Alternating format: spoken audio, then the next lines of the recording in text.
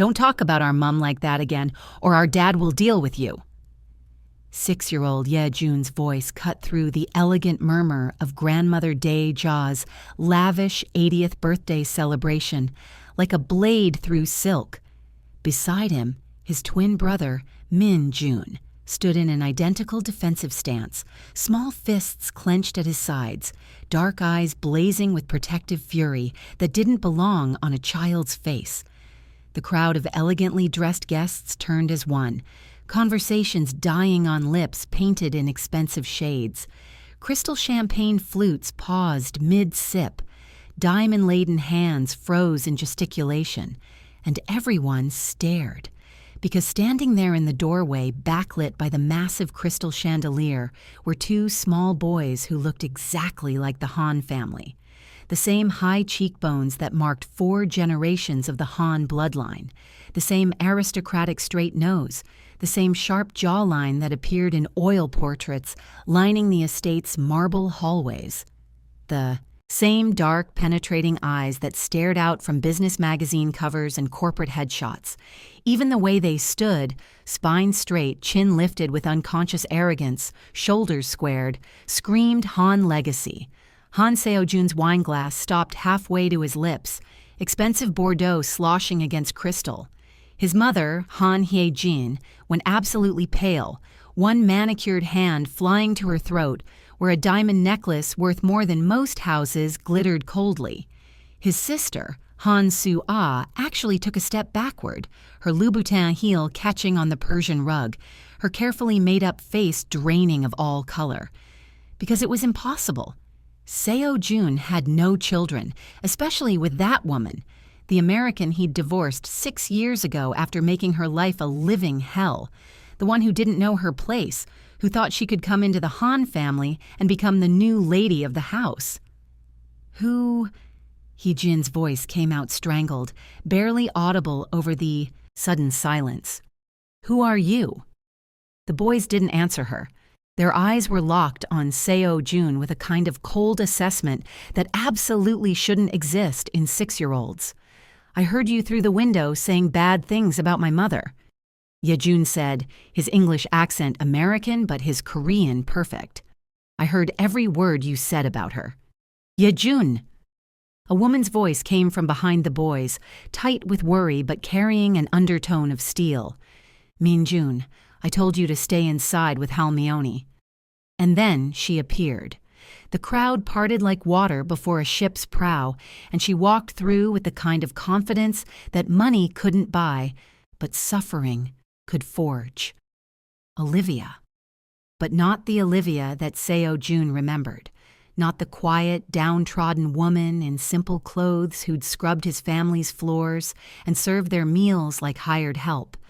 Not the broken girl who'd signed divorce papers with shaking hands and left with a single suitcase. This woman wore a tailored emerald dress that probably cost more than the ones Hee-jin and Su-ah were wearing combined. The kind of understated elegance that whispered wealth rather than shouting it.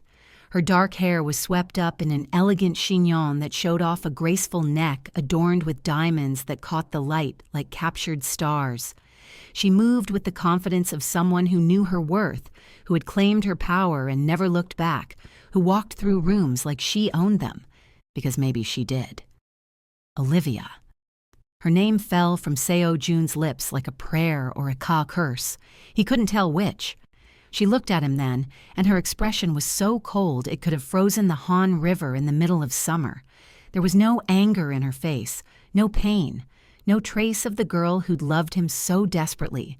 She'd lost herself trying to be perfect for him, trying to earn his family's acceptance, trying to become someone worthy of the Han name. Just blank, polite assessment. The way you might look at a stranger at a networking event and find them thoroughly unimpressive, not worth the effort of remembering their name. "Seo Jun," she said, her voice carrying that same neutral politeness, the tone one might use to greet a distant acquaintance of minimal importance. "It's been a while." Beside her walked a man Seo Jun recognized immediately, and recognition brought a cold dread that spread through his chest like ice water through veins. Kang Do-yoon. The name alone was enough to make Seo Jun's hands tremble. Do-yun was the self-made billionaire CEO of Do-yun Industries, the man who'd somehow managed to outmaneuver, outthink, and outplay every single move Han Industries made in the Korean tech sector. The competitor who now controlled enough of the market that he could make or break companies with a single phone call, destroy reputations with a well-placed word, shift entire industries with a strategic investment. The man Seo Jun's father had tried to buy, intimidate, and destroy through every legal and quasi-legal means available, and failed at all three. Do-yun placed his hand on the small of Olivia's back, the gesture casual, comfortable, unconscious. The kind of touch that spoke of years of intimacy, of a relationship so secure it didn't need to announce itself. He was taller than Seo Jun, broader in the shoulders, with the kind of quiet confidence that came from actually earning your power, instead of inheriting it from ancestors who'd done the real work.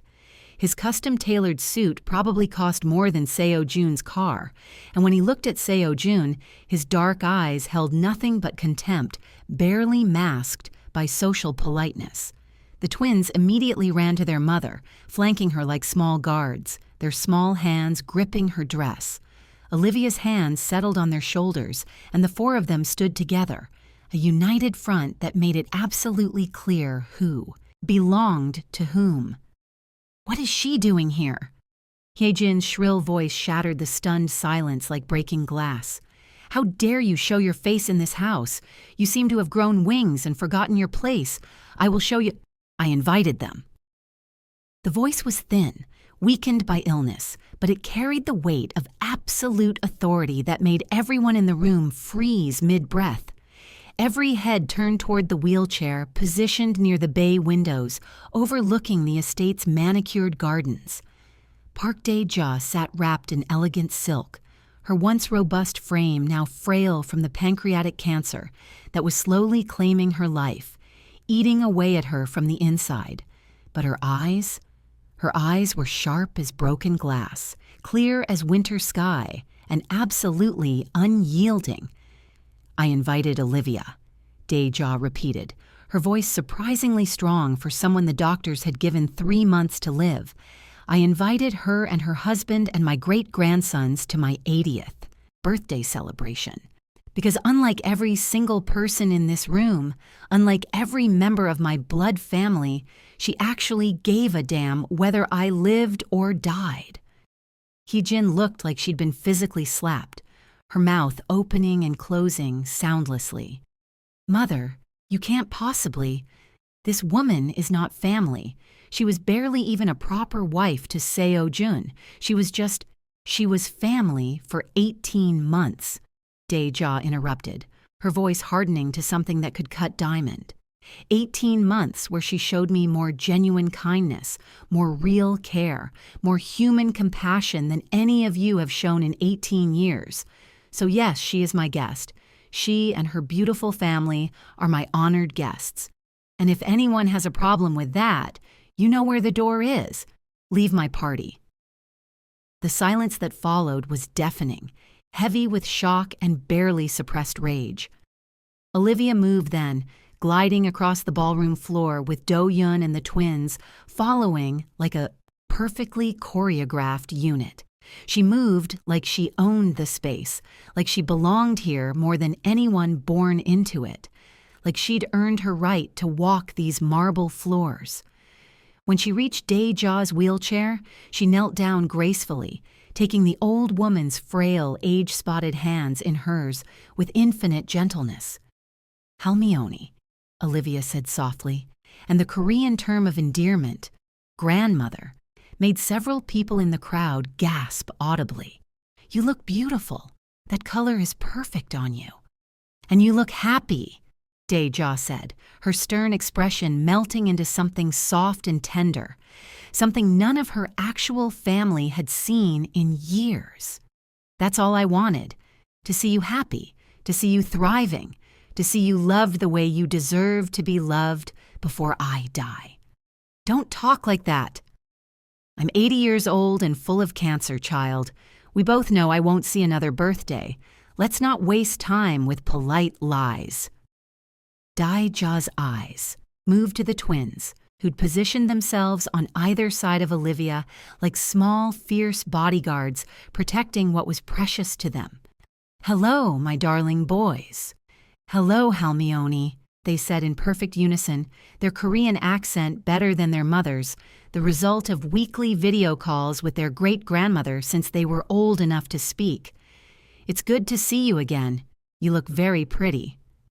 Again. The word hung in the air like an accusation, like a bomb waiting to detonate. Again? Heejin's voice pitched higher, climbing into registers usually reserved for tea kettles and emergency sirens. "Mother, you've met these children before? You've been in contact with this woman?" "For 6 years," Daeja said calmly, matter-of-factly, like she was discussing the weather rather than dropping a revelation that made half the room gasp. "After you threw her out of our home like garbage while she was pregnant with twins. My great-grandsons. Your grandsons," she said pointedly to Seo Jun's father, Han Sung-min, who'd been standing near the bar looking increasingly uncomfortable. "Your nephews," to Hae-jin and Soo-ah. "Your sons," to Seo Jun, whose face had gone from pale to absolutely gray. Park Ji-woo, Seo Jun's childhood sweetheart and current wife, finally spoke up from where she'd been standing near the bar in a designer dress that showed off her still perfect figure. Her voice was sweet, concerned, dripping with false confusion that barely masked the fear underneath. "But Mother, how could you believe her so easily? She could be lying to you, taking advantage of your illness and your age to manipulate you. After all, I was the one who was pregnant 6 years ago. Seo Jun divorced her because she couldn't give him children. These boys could be anyone's, but there was never any baby, was there, Ji-woo?" Olivia's voice cut through Ji-woo's performance like a scalpel through tissue, clean and precise and utterly devastating. She stood slowly, gracefully, turning to face the other woman. Every eye in the room swiveled to watch this confrontation between the ex-wife and the woman who'd replaced her. "I'm sorry?" Ji-woo's smile didn't waver, but something flickered in her eyes. Fear, calculation, desperation. "I don't know what you mean. I had a miscarriage. It was very traumatic. The doctors said—" "There was no pregnancy," Olivia said, her voice calm but carrying to every corner of the massive ballroom, reaching even the staff who'd stopped serving to watch this drama unfold. "There was no baby, there was no miscarriage, there was nothing but a very convincing performance and a positive pregnancy test you probably bought off someone who was actually pregnant. Wasn't there?" Ji-woo's face went carefully blank, her smile freezing in place like a mask that couldn't quite fit properly anymore. "That's ridiculous. How dare you accuse me of—" "I have medical records," Do-yeon said calmly, his voice carrying the kind of authority that came from actually having power rather than just pretending to it. He pulled documents from his jacket with the practiced ease of someone who'd been waiting 6 years for this exact moment. 6 years of investigating the Han family's business practices turned up many interesting things, including complete medical histories for everyone in this family. Ji-woo's records show no pregnancy, no miscarriage, no prenatal care, no hospital visits related to pregnancy complications, nothing. He spread the documents across the nearest table like evidence at a trial, like a prosecutor laying out an unbeatable case. "What you do have," Do-yeon continued, his tone almost conversational despite the devastating nature of his words, "is a receipt for a positive pregnancy test purchased from a website that sells them to women trying to trap partners into relationships. You have text messages to your friend discussing how you needed to act fast before that bitch announces her pregnancy. And you have a very convenient miscarriage that happened with no medical supervision, no hospital visit, no doctor's confirmation. Just your word, which this family accepted without question because it was the outcome you all wanted." The silence was so complete, you could have heard a pin drop on the thick Persian rugs, could have heard a heartbeat, could have heard the sound of a reputation shattering into a million irreparable pieces. Ji-woo's face had gone from carefully blank to absolutely stricken, the mask finally cracking to reveal the panic underneath. "That's not... I can explain. You don't understand. Is it true?"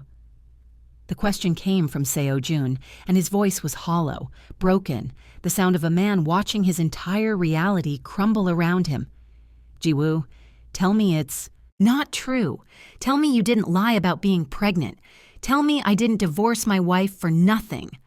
"I was protecting us," Ji-woo said desperately, her voice climbing, losing all pretense of control or composure. "She was going to trap you with a pregnancy. I found a test in the trash. I knew she was planning to announce it. I had to act first. I had to make you choose me before she could manipulate you with a baby." "So you lied," Seo Jun said, the words falling like stones. "You faked a pregnancy. You manipulated me into divorcing my wife. You let me believe..." His voice broke completely. "I threw away my marriage for a lie. You threw away your wife for a woman who was willing to manipulate you," Olivia corrected, her voice gentle but firm, like a teacher explaining something to a particularly slow student. "The same way you and your family manipulates everyone in your lives, the same way they manipulated me. It's what you do. It's all, it's who you are." To understand how this moment came to be, how the quiet, broken girl became this confident woman facing down her abusers, one must go back to the beginning, to 8 years ago when Olivia's life was a living hell disguised as a marriage. And if you are liking this video, drop a comment right now. Tell me what you think of Olivia so far. Hit that like button and make sure you're subscribed, because what happens in the next few minutes is going to blow your mind. Now back to the story. Olivia had married Han Seo Jun with hope in her heart and stars in her eyes, genuinely believing that love could bridge the gap between their social classes, their different cultures, their completely opposite backgrounds. She'd met him during her study abroad program in Seoul, a whirlwind romance that had felt like destiny, like the universe aligning to give her something magical. When he'd asked her to move to Korea permanently and marry him, she'd said yes without hesitation, without thinking about the consequences. She'd left behind her life in America, her friends, her career prospects, her safety net, for what she believed would be a beautiful future as the beloved wife of a successful Korean businessman. She'd been catastrophically, devastatingly wrong. From the first day she entered the Han estate as a bride, the family made their position crystal clear. She was not one of them. Her marriage certificate meant nothing to people who measured worth in generations of wealth and bloodline purity.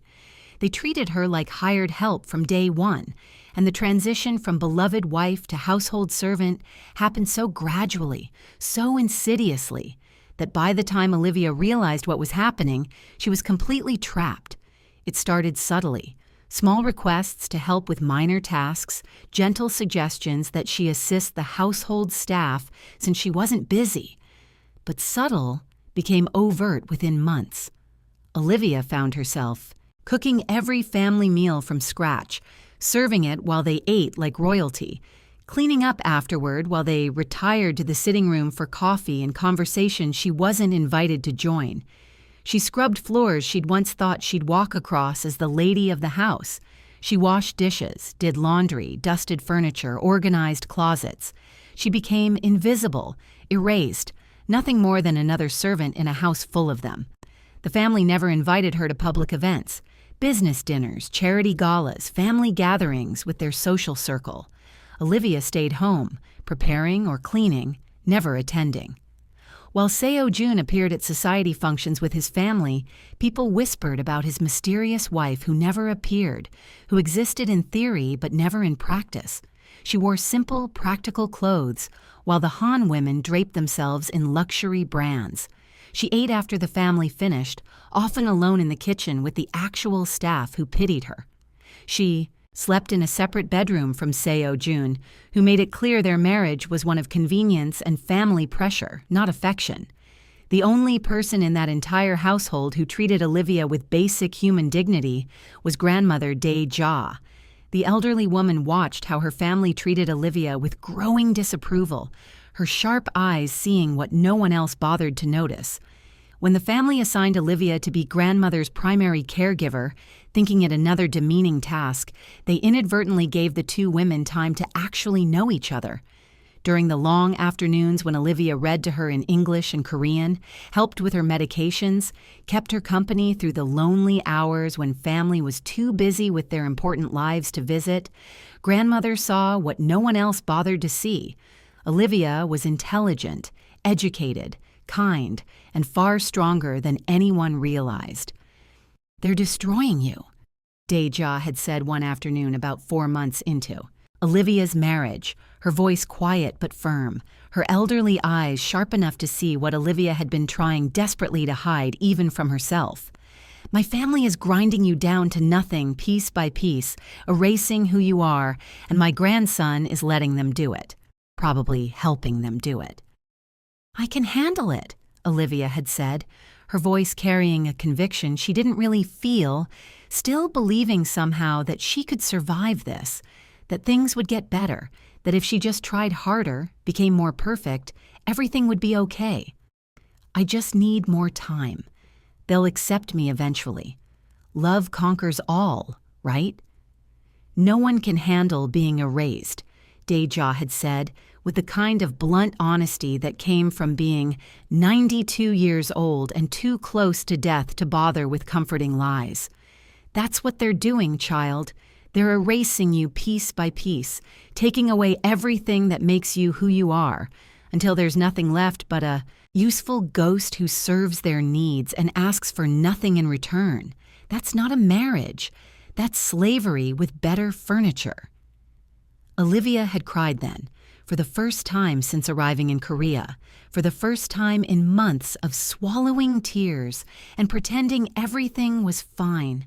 She'd let this frail old woman who barely had the strength to lift her own teacup hold her while she sobbed out all the fear and loneliness and desperation she'd been holding inside like a dam about to catastrophically break.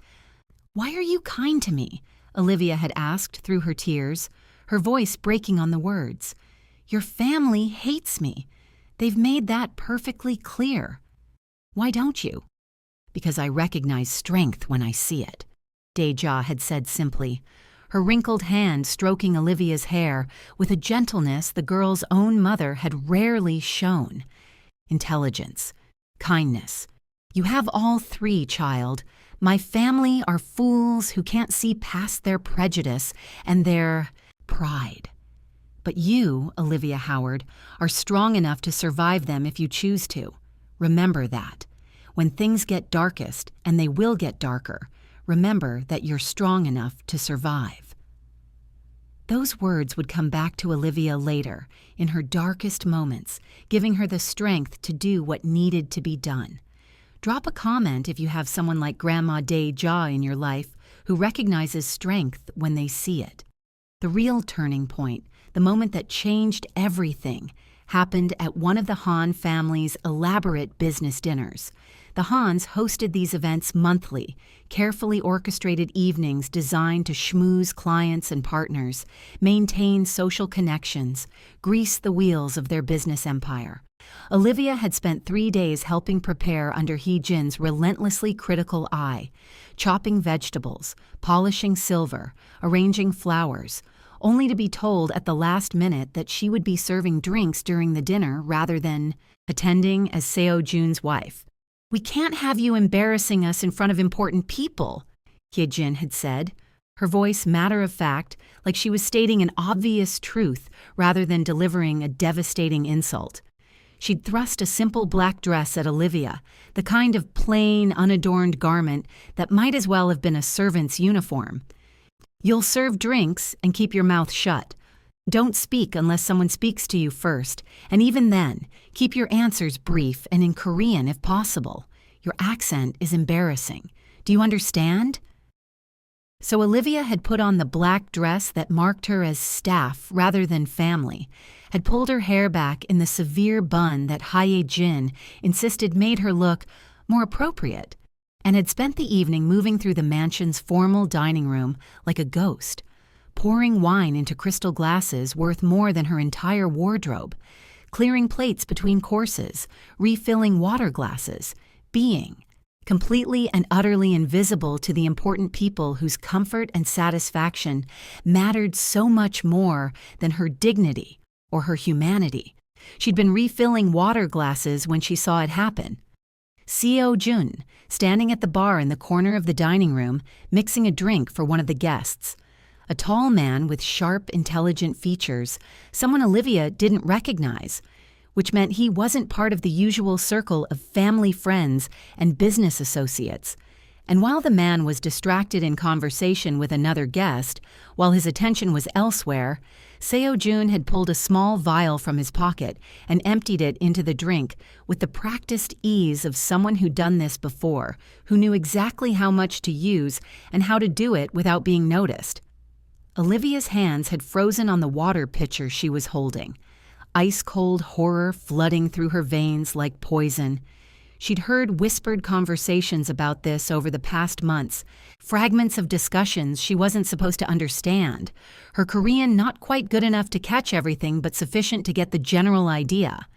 The Han family's negotiation tactics that existed in a gray area between legal and illegal, getting rivals or difficult partners drunk or drugged enough to sign contracts they wouldn't have agreed to sober, compromised enough to be blackmailed, vulnerable enough to be controlled, using leverage and manipulation because winning was all that mattered, because success justified any means necessary to achieve it. Seo Jun handed the doctored drink to Olivia with a stern look, his eyes carrying a clear warning. "Give this to Mr. Kang," he said quietly in Korean, nodding toward the tall stranger. "Make sure he drinks it." Olivia had accepted the glass with shaking hands, her heart pounding so hard she thought everyone must be able to hear it, must be able to see her fear and her moral dilemma written across her face, like a billboard. She walked toward the man, Mr. Kang, her mind racing. She could give him the drink, follow orders, keep herself safe. Let this stranger be drugged and exploited because it wasn't her problem, wasn't her responsibility, wasn't worth risking the little she had left, or she could do the right thing. When she reached him, she set the glass on the table beside him, leaned in as if adjusting his napkin, and whispered in English so quietly that only he could hear. "Don't drink that. It's drugged. Don't drink anything you didn't pour yourself. Leave as soon as you can." Then she'd moved away quickly, her heart in her throat, absolutely terrified of what she'd just done, of the consequences, if anyone had noticed, of what Seo Jun's family would do if they found out she'd interfered with their business dealings. The man, Kang Do-yeon, though Olivia wouldn't learn his name until much later, had looked at her sharply. For just a moment their eyes had met, and she'd seen understanding there, recognition, gratitude. He'd quietly excused himself shortly after, claiming a sudden business emergency. The contract negotiation fell apart spectacularly.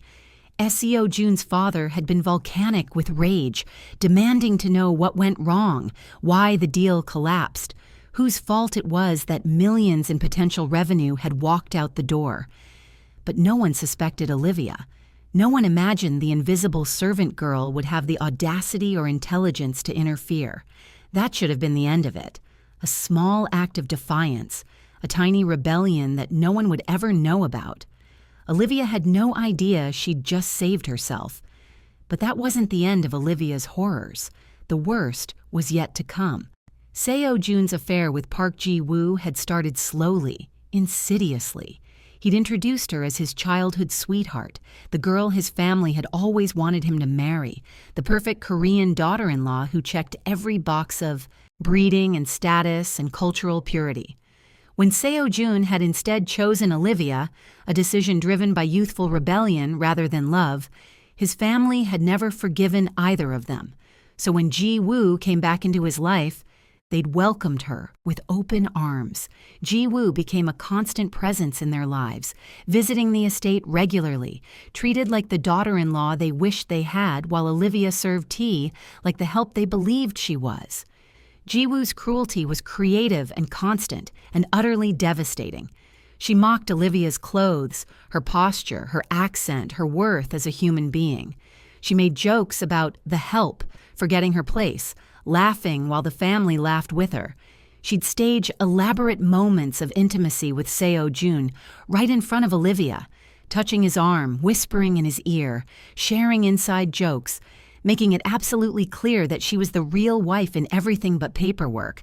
And worst of all, she was sleeping with Seo Jun, an affair that everyone knew about, that no one bothered to hide, that happened under Olivia's own roof while she was expected to smile and serve them both breakfast the next morning. But Olivia endured. She held on. She believed things could get better. She still loved him, despite everything, despite the abuse and the humiliation and the betrayal. She clung to hope like a drowning person clings to driftwood, until the day everything changed. Olivia discovered she was pregnant on a Tuesday morning in March. She'd taken the test in the bathroom of her isolated bedroom, hands shaking so badly she could barely hold it, watching the second line appear with a mixture of terror and desperate, fragile hope. Pregnant. She was going to have a baby, Seo Jun's baby, a grandchild for the Han family who valued bloodline above everything else. Surely this would change things. Surely a baby would make them see her as family, would give her value they couldn't dismiss, would transform her from inconvenient outsider to mother of the next generation, to someone who mattered, who belonged, who deserved respect. She'd planned to announce it at the family dinner that Friday night, had practiced the words in Korean until they felt natural in her mouth, had allowed herself to hope for the first time in months that everything was about to get better, that she'd finally found her place in this family, that love and motherhood would conquer their prejudice. She should have known better. That Friday evening, Olivia had dressed in one of the nicer outfits she still owned from before her marriage, before everything had been taken from her piece by piece. She'd done her hair carefully instead of pulling it back in the severe bun. She'd come to dinner nervous but excited, carrying hope like something fragile and precious and terrifyingly vulnerable. The family was already seated when she arrived.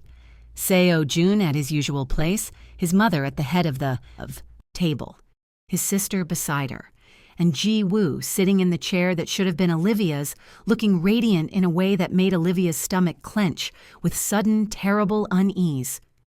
"Oh good, you're here," Hye-jin said, barely glancing at Olivia, already dismissing her existence.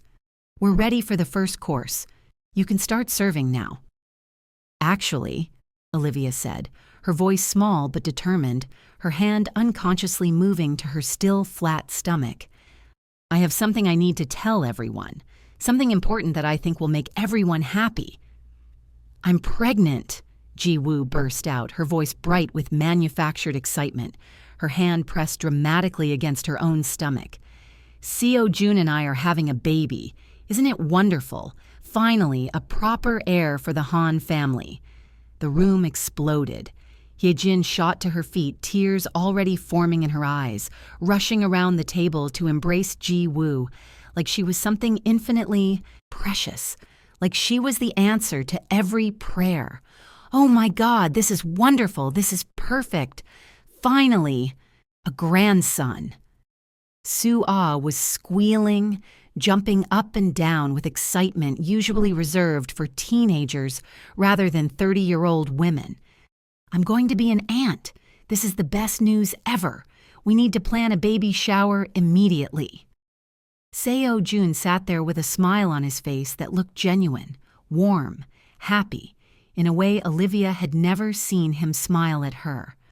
He was accepting congratulations from his mother and sister, reaching across the table to take Ji-woo's hand in his, squeezing it tenderly, and Olivia stood frozen in the doorway, her own pregnancy announcement dying in her throat like something poisoned. She watched her husband celebrate having a baby with another woman, watched his family react with more joy than they'd shown for anything involving Olivia in 18 months of marriage. No one looked at her. No one noticed her standing there, her hand still protectively on her stomach where her own babies grew, twins, though she didn't know that yet. No one cared that the actual wife existed in the same room as their celebration of her replacement. That night, Seo Jun came to her separate bedroom. He didn't knock. He never did, treating her space like something he owned rather than something he should respect. He carried papers in his hand, his expression businesslike, almost bored, like he was handling an unpleasant administrative task rather than ending a marriage. "I'm divorcing you," he said without preamble, no softening of the blow, no pretense of regret, or even basic human decency. "Ji-woo is pregnant with my child, my real child, with a proper Korean woman. We're getting married as soon as this is finalized. You need to sign these papers." He placed the divorce papers on her dresser with a decisive thud, clicking a pen and holding it out to her with the casual expectation of immediate compliance. Like he was asking her to sign for a package delivery rather than the dissolution of their marriage. Olivia looked at the papers, at the man she'd married, at the future she'd foolishly believed they might have together. "What if I was pregnant?" she asked, her voice barely a whisper, already knowing the answer but needing to hear him say it, needing to understand exactly who she'd married, who she'd loved, who she'd sacrificed everything for. The expression on Seo Jun's face would haunt her for years afterward. Disgust. Immediate, visceral disgust, as if she'd suggested something truly repulsive, something obscene and unthinkable. "That's why I was always careful," he said coldly, his tone matter of fact, almost clinical, like he was explaining a simple business decision. "Very careful to never risk having a child with you. The thought of my child being well, let's just say, being the help looks better on you than being a mother would. You're good at serving. Stick to what you're good at. Sign the papers and leave my house." The words hit Olivia like bullets, tearing through whatever was left of her hope, her dignity, her belief that anything good could come from this marriage, that any part of him had ever really loved her. She looked at the man she'd married, really looked at him, saw him clearly for the first time without the filter of love or hope or desperate need to believe, and she picked up the pen. Olivia signed every page, her signature growing stronger and more decisive with each one. If he didn't want her or her children, then she didn't want his name, his family, his house, his cruelty, any of it. She was done being invisible, done being diminished, done accepting treatment that no human being should endure. The next morning, Olivia packed her single suitcase with the few possessions she'd brought from America, left behind everything she'd acquired in Korea because none of it felt like hers. Anyway, and walked out of the Han mansion into a future she couldn't imagine, couldn't picture, couldn't even begin to hope for. She had $847 in her bank account, no job, no apartment, no friends in Korea, no family to call for help, and twins growing in her womb, though she wouldn't discover that for another month. She made it as far as the bus station before the reality of her situation crashed over her like a wave of ice water, pregnant, broke, alone in a foreign country where she barely spoke the language. No plan, no hope, no idea how she was going to survive the next day, much less the next 9 months. She was sitting on a bench outside the station, crying quietly into her hands, trying to figure out which direction to even walk when a car pulled up beside her. A familiar car. Grandmother Dae-ja's personal driver stepped out, approaching Olivia with the kind of professional courtesy that somehow made her cry harder. He handed her an envelope without a word, bowed slightly in the traditional way, and returned to his car, driving away before Olivia could even process what had happened. Inside the envelope was $5,000 in cash, more money than Olivia had ever held at once, and a note in shaky handwriting that made tears stream down her face. "You deserved so much better than what my family gave you. This is not charity. This is what you earned caring for me when no one else would. Please stay in touch. Let me know you're safe. Deja." That money got Olivia back to America, got her a tiny apartment in a rough neighborhood where sirens wailed every night, got her through the first trimester when morning sickness was so bad she could barely work, got her to the ultrasound where she discovered she wasn't having one baby, but two. Twins. She was having twins. She'd cried in that doctor's office, overwhelmed by the impossible responsibility of raising one child alone, much less two. Grandmother Deja called a week after Olivia returned to America. The old woman had somehow gotten her new American number, had tracked her down across an ocean and 2 continents. "I want to help," Deja said without preamble. "I want to send money, set up a trust, make sure you and those babies are taken care of. Please, child, let me help you." "I can't accept money from your family," Olivia had said, her voice firm despite the tears streaming down her face, despite the desperation that gnawed at her every waking moment. "It would feel like they still own me, like I'm still their servant, still dependent on their charity. I can't. I have to do this myself." "I'm not them," Deja had protested gently, her voice carrying an ache that transcended language and culture. "You're part of that family. I can't. I'm sorry. I need to prove to myself that I can survive without them, that I'm worth something on my own." Olivia had taken a shaky breath, trying to sound stronger than she felt. "But I'll stay in touch, I promise. I'll let you know about the babies. When they're born, you can be part of their lives if you want. Just no money, please. I need to do this on my own." Deja had agreed, respecting Olivia's strength even as it broke her heart to imagine this girl struggling alone. 1 year after the divorce, Olivia was working 2 jobs, one at a coffee shop during the day, one cleaning offices at night, trying to survive with newborn twins who never seemed to sleep at the same time, who took turns crying through the night, who needed constant feeding and changing and attention. She was exhausted to the point of hallucination, running on 3 hours of sleep and pure willpower when Kang Do-yun walked into the coffee shop. She recognized him immediately despite the year that had passed, despite the exhaustion that made everything blur at the edges. The businessman from the dinner, the one she'd saved from being drugged, the one whose contract negotiation had fallen apart because of her warning. "Olivia Howard," he said in perfect English, his expression warm, kind in a way that made her want to cry because kindness was so rare, so precious. "I've been looking for you." "I'm working," Olivia started, glancing nervously at her boss who frowned at employees chatting with customers. "Just for a moment," Do-yun said gently. "Please, I owe you a debt. You saved my company, possibly my life. That warning you gave me prevented me from signing a contract that would have destroyed everything I'd built." He glanced at the twins sleeping in a second-hand double stroller beside the counter, something soft crossing his face. "May I?" He gestured to an empty table. Olivia glanced at her boss again, saw his scowl deepening, knew she couldn't afford to lose this job. "I really can't." Do-yun walked to the counter, pulled out his wallet, and bought a $100 gift card. "Now I'm a customer," he said simply, "and I'd like to sit with my friend while I enjoy my very expensive coffee."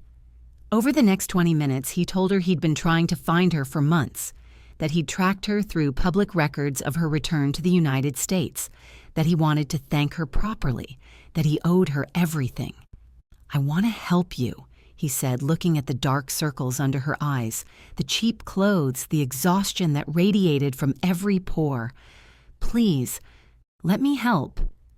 "I don't need charity," Olivia said, pride making her voice sharp even as exhaustion pulled at every word, even as she swayed on her feet from sleep deprivation. "It's not charity. You saved my business, possibly my life. I want to repay that." He paused. "Please, I can see you're struggling. Let me help." Olivia told him to leave, refused his offer, went back to her double shifts and her tiny apartment and her impossible struggle to survive. But Do-Yun kept showing up at the coffee shop during her shifts, always buying something expensive, always leaving massive tips that her boss couldn't object to. At the grocery store when she was shopping, casually offering to carry bags to her car. At the park where she'd take the twins on her rare days off, sitting on a bench nearby, never pushy, never demanding, just present. "Why are you doing this?" she'd finally asked after 2 months of his persistent, patient presence. "Because I'm indebted to you," he said simply. "And because you're stubborn as hell and clearly need help you won't ask for. And because..." He paused, looking at the twins sleeping in their stroller. "Because I think you're remarkable. What you did that night, warning a stranger, risking everything to do the right thing when you had nothing to gain and everything to lose. That's the kind of person I want in my life." When Min-Jun developed a fever at 3 in the morning, spiking to 104 degrees, and Olivia had no car and no money for an ambulance and was paralyzed with terror, Do-Yun was the only person she could think to call. He'd arrived within 20 minutes, must have broken every speed limit. He'd driven them to the emergency room, stayed through the entire terrifying night until the baby was stable and Olivia could breathe again without feeling like her chest was being crushed. She'd cried in the hospital waiting room at 6 a.m., all her carefully maintained walls crumbling under exhaustion and fear and the realization that maybe, just maybe, this man actually cared.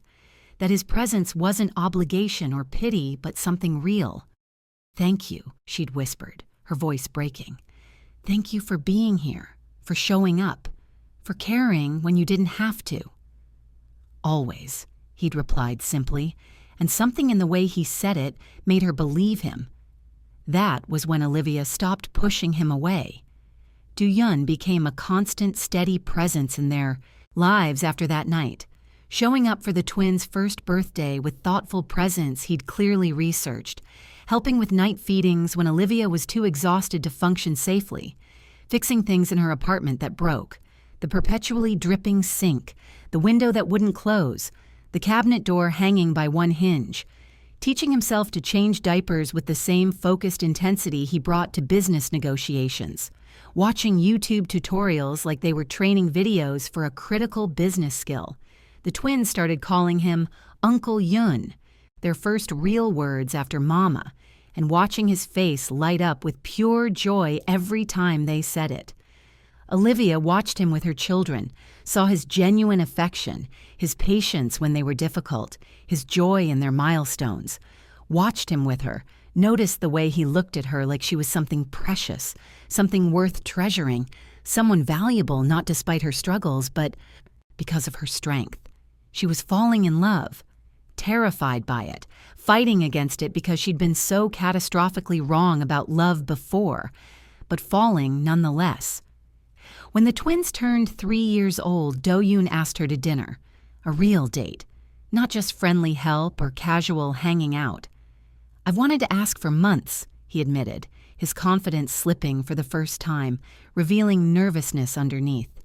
"But I needed you to know this is real. Not obligation, not repayment for what you did.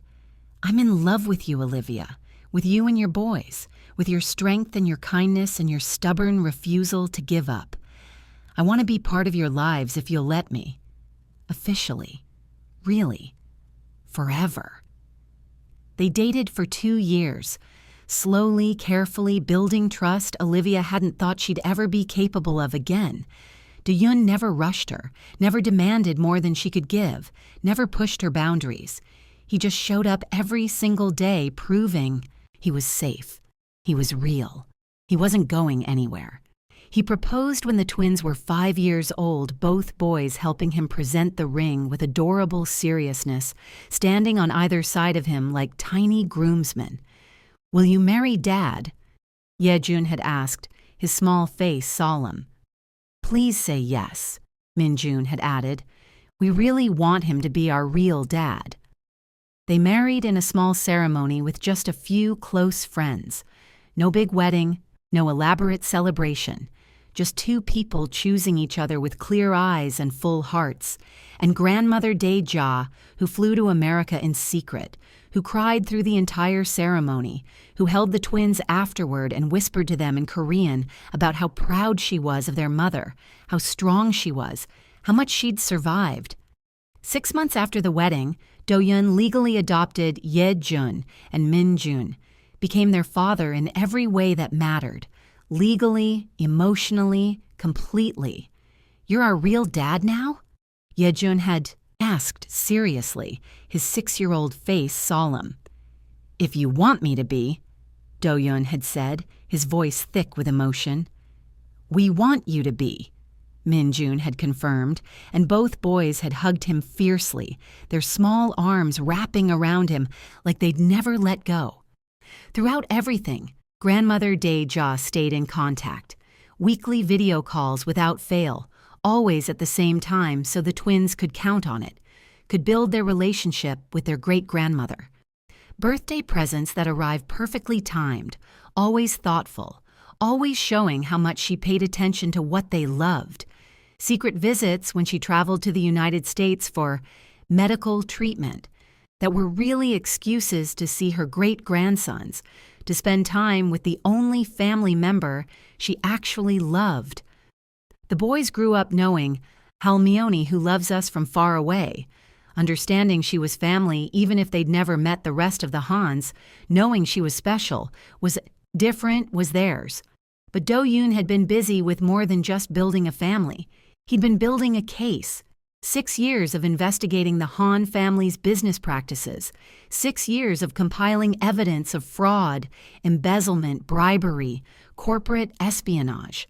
6 years of systematically destroying their business empire piece by piece, stealing their clients, exposing their illegal practices to regulators, ensuring that when the final blow came, it would be devastating and absolute. "Why?" Olivia had asked when he'd finally told her what he was doing. "Why spend 6 years destroying them? You don't owe me that kind of revenge." "It's not revenge," Do-yeon had said. "It's justice. They tried to drug me, to exploit me, to destroy my company. They abused you, broke you, threw you away. They need to face consequences, and I have the resources to make sure they do." Which brought everything full circle, back to this moment. Grandmother Dae-ja's 80th birthday party, the twins defending their mother, Seo Jun staring at his biological children in shock, and a room full of people about to have their world shattered completely. "Before anyone says anything else," Grandmother Dae-ja said, her voice cutting through the chaos like a blade, "I have things to say, important things, and you will all sit down and listen for once in your miserable, self-absorbed lives." The family reluctantly obeyed, though their expressions ranged from furious to confused to frightened.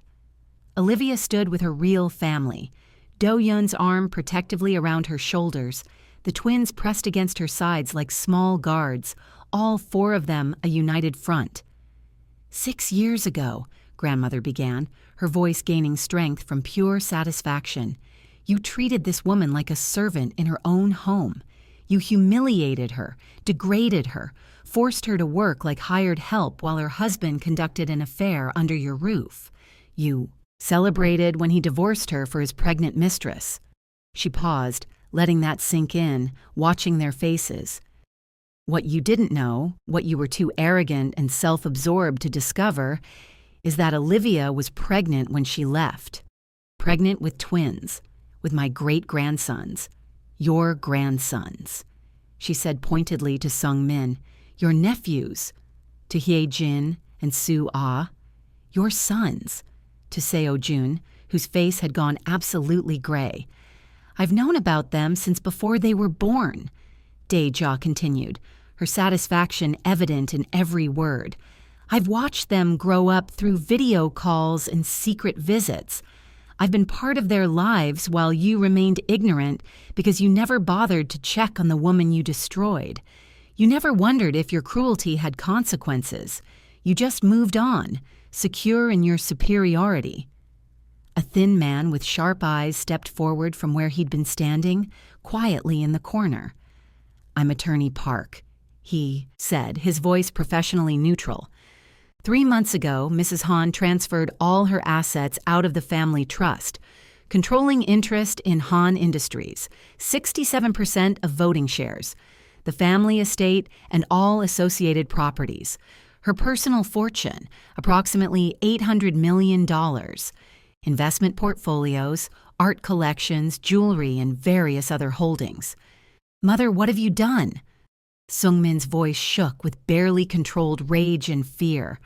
"I gave it to someone who actually deserves it," Dae-ja said simply, her satisfaction evident.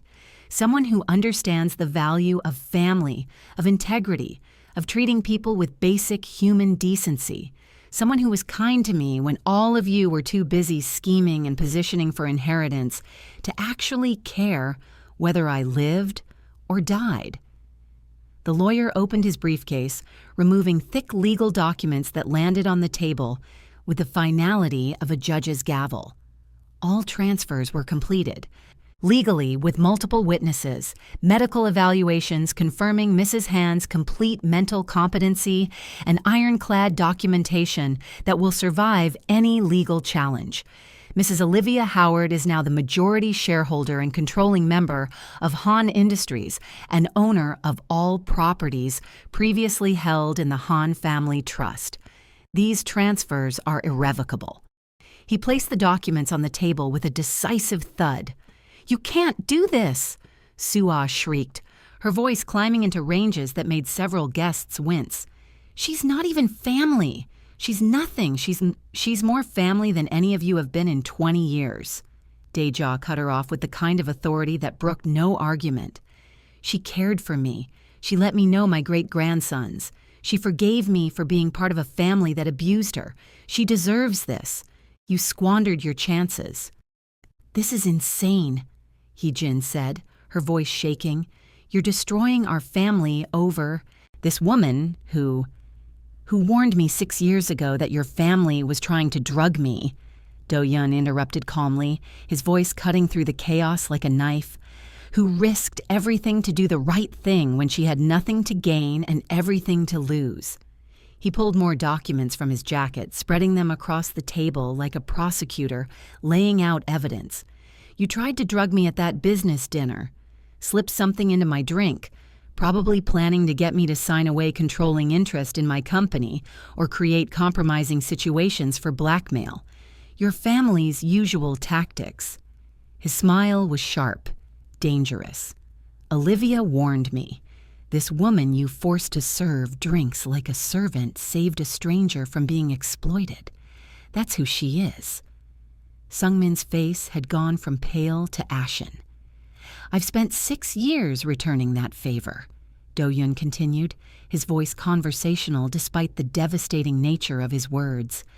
"Every business deal your family lost, every investor who pulled out, every regulatory investigation, every contract that mysteriously fell through, that was me, all of it, systematically dismantling everything you built, piece by piece." Do-yoon pulled out another folder, this one thicker. "I've compiled quite a case file, 6 years deep. The prosecutors are very interested in what we've documented." "You can't prove anything," Seung-min said, but his voice lacked conviction. "Can't I?" Do-yoon smiled. "Wire transfers to offshore accounts, emails discussing bribing government officials, recorded phone calls about corporate espionage, video evidence of attempting to drug business competitors, tax evasion documentation. The list goes on." As if on cue, a woman in a sharp suit stepped into the ballroom, flanked by 2 people who could only be law enforcement.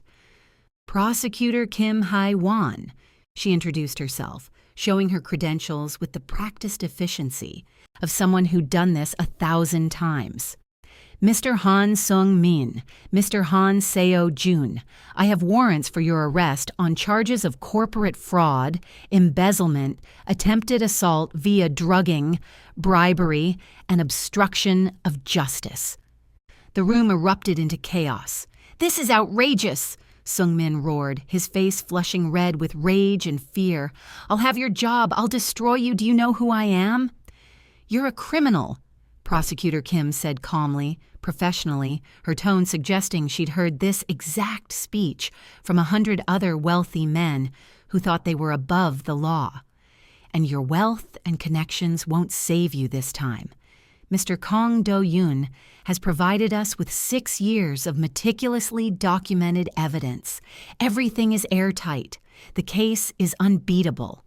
She nodded to the officers who moved forward with handcuffs. "You can't do this!" Hye-jin shrieked, her voice hitting octaves that probably frightened dogs 3 neighborhoods away. "The scandal, the shame, our reputation—" "Your reputation," Olivia said quietly, but her voice carried, "is that you're cruel, corrupt people who abuse anyone weaker than yourselves. This isn't creating a scandal. This is revealing the truth that was always there."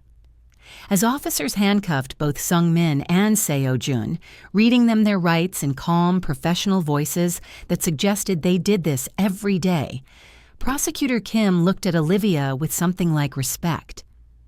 "Mrs. Howard, thank you for your cooperation in this investigation. Your testimony and the documentation you provided were instrumental in building this case." "It was my pleasure," Olivia said, and she meant it with every fiber of her being. Seo Jun stood frozen as the handcuffs clicked around his wrists, the sound impossibly loud in the sudden silence. He looked at the twins, his biological sons, the children he'd rejected before they existed, and something in his face crumbled, completely. "Please," he said, his voice breaking in a way that might have been pathetic if it wasn't so well-deserved. "Please wait." The twins stopped, turned back to look at him. Not because they cared, but because they'd been raised with manners, with basic human courtesy that this man had never shown their mother. "I'm your father," Seo Jun said desperately, the words tumbling out in a rush. "Your real father. Biologically. I didn't know you existed. If I had known, if someone had told me, I would have—" "You did know," Ye-jun said, his young voice clear and devastating in its simple honesty. "Mom asked you. She said, 'What if I was pregnant?' And you said that you didn't want to have children with the help." Min-jun finished his brother's sentence, their twin communication making the accusation even more powerful. The words Seo Jun had used, thrown back at him by the children he'd rejected before they drew breath. Seo Jun's face crumpled. He dropped to his knees, actually dropped to his knees right there in the ballroom with everyone watching, in front of his biological sons, who looked at him like he was a stranger. "I'm sorry," he whispered, tears streaming down his face in a display of emotion that was 6 years too late and completely worthless. "I'm so sorry. I made a mistake, the biggest mistake of my life. Please, please give me a chance to be your father, to know you, to—" "No," both twins said simultaneously, their voices firm, certain, undeniably final. They looked at each other, that twin communication that needed no words, then back at the man kneeling before them.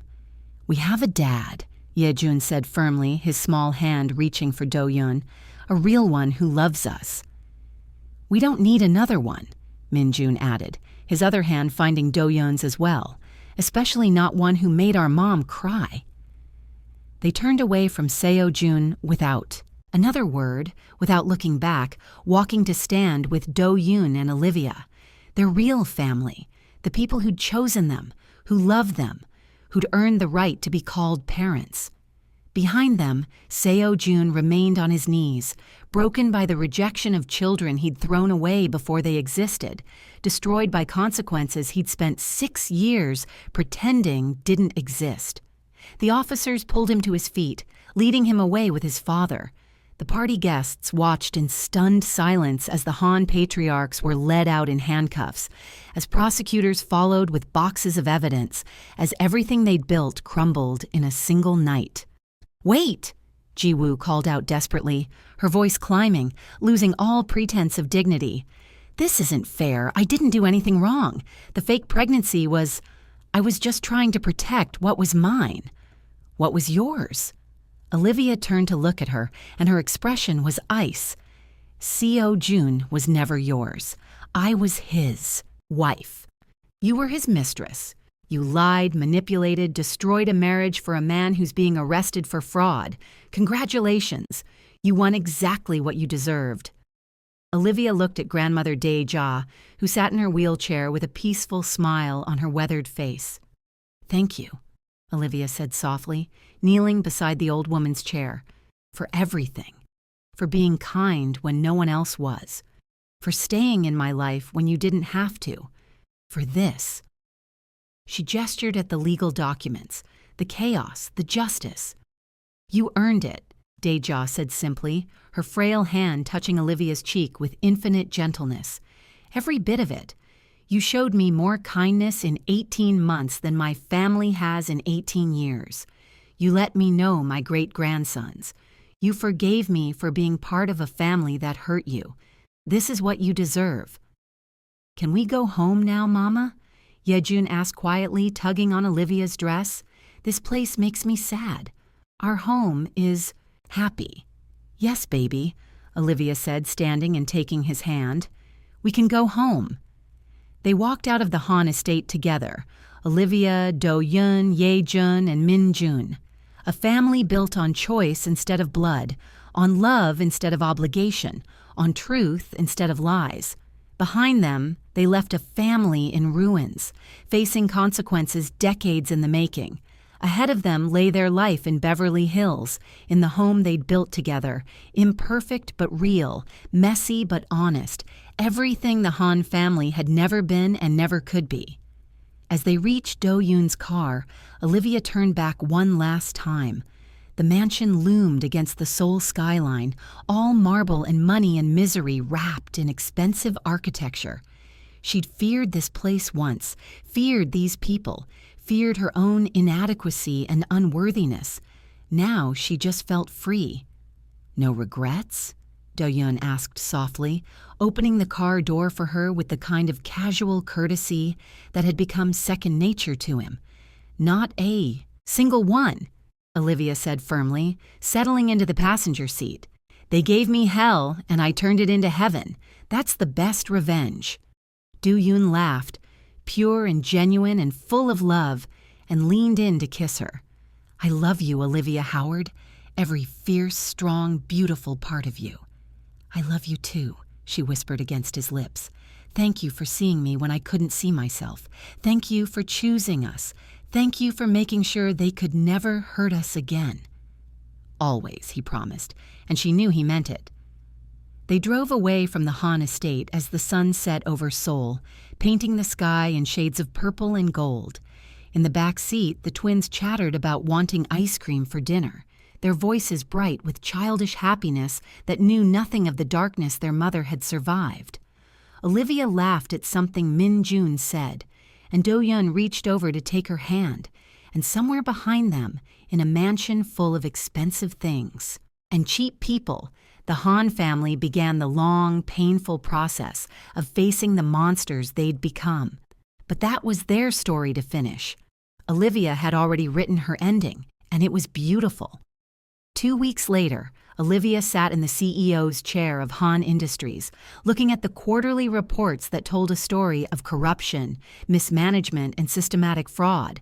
Do-yun sat across from her, his own laptop open, helping her understand the full scope of what she'd inherited. It's worse than we thought, he said quietly. They've been embezzling for years. The company is barely solvent.